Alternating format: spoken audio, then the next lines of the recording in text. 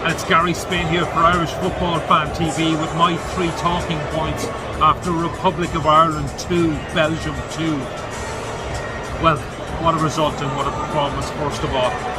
First thing I want to talk about is Chiedozie Ogbene. Look, I know I'm biased. We had him in Limerick. He was a fantastic player for us. But what a player he's been for Stephen Kenny. A year ago, Chiedozie Ogbene wasn't even talked about, I think, for any Irish squad. He was called in June. I remember actually being a little bit disappointed in Budapest in the Wishbell Stadium when he came off the bench with about 3 or 4 minutes to go. And I said, I wish he'd been given a chance to make an impact. Well, boy, even in those 4 minutes, you could tell there was something about him, and he made a difference, and he made an impact. And he's gone from a 3 or 4 minute cameo, what was it, June, 9 months ago, to being, he's a key player. He has to start now for Ireland. Today he got his 3rd goal and for his country, and what a goal it was. I mean, the ball was headed back, it was behind him, but he had the presence of mind, the composure just to take a touch, tee it up, and then kind of teed it up, and then a lovely overhead kick to stick it in the corner.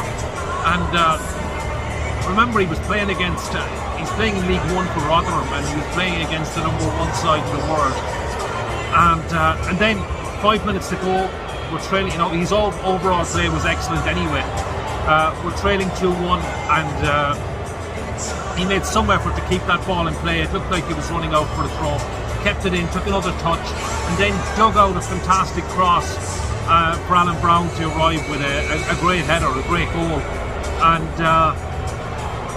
just what a player he's become. And he's playing in Rotherham. He's actually in a more demanding role in Rotherham. He plays a wing back, so he's got defensive duties as well. For Ireland, he's very much seen as an attacking player and playing as one of the 2 off the main striker, and he can play as the striker as well if needs be. But what a player he's become for us. And well, Rotherham, they're still top of League One. They look like they're nailed on to be in the Championship next season.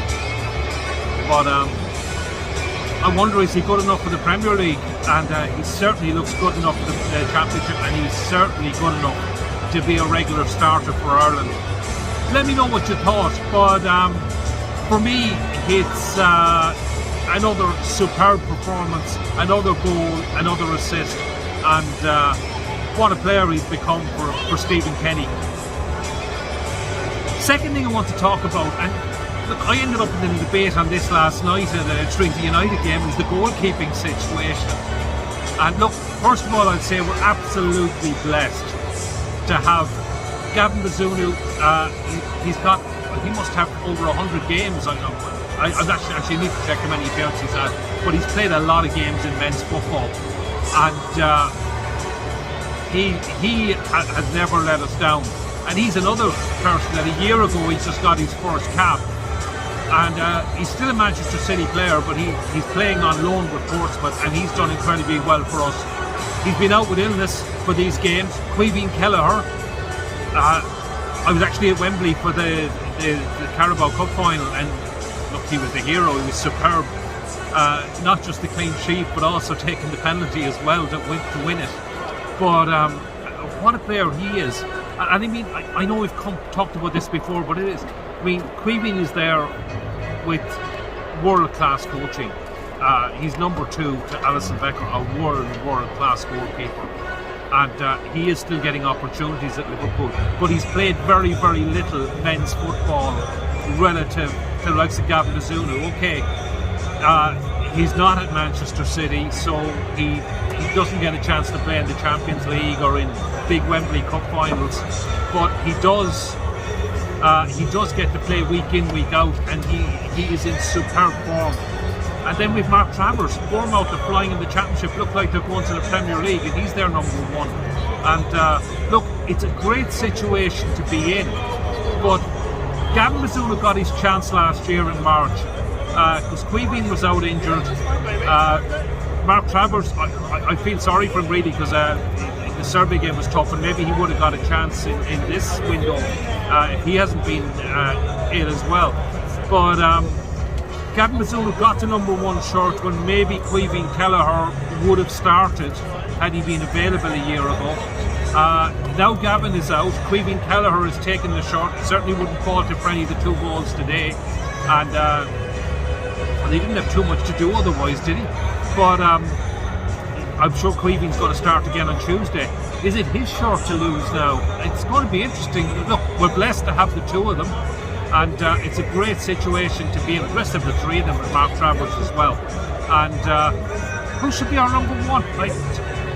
I'm still, for me, I would still go with Gavin Bazunu, but it's certainly up for debate. And well, as I said, it's a great problem to have. It's a great problem for Stephen Kenny. Third thing I want to talk about is we have, look, for the last few years we've had some great young players coming through. I just wonder, maybe it just hasn't been a great week for our underage. Has the conveyor belt dried up a little bit? In recent years, before COVID, we qualified for 4 of the last 5 under-17 championships. In a couple of those, we also got out of our group.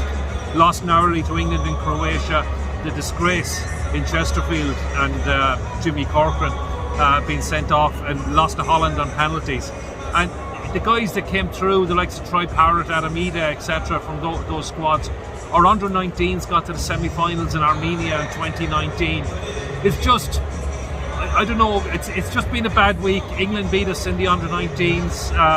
17s took a bad hammering from Portugal. Bad defeat by Finland after being 2-1 up with 12 minutes to go. We're already out of the under-17s effectively.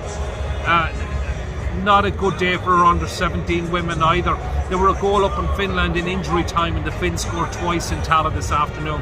And that was coming off, okay, we did get a late equaliser in Tala, but I would have expected us to beat Slovakia. And so it's looking like no major final for any of our underage. Is the conveyor belt drying up a little bit? But then we look at the likes of Kevin Zeffi, Carl Heffernan, etc., Festi Ebezelli, none of them all going off to Italy, and the likes of that now as well. So am I being too pessimistic? Is there another batch coming through? We've had a lot of good players come through in recent years, and hopefully the players to take us to Germany in 2024. Anyway, let me know your thoughts in the comments, and am I being too pessimistic with a few underage results this week?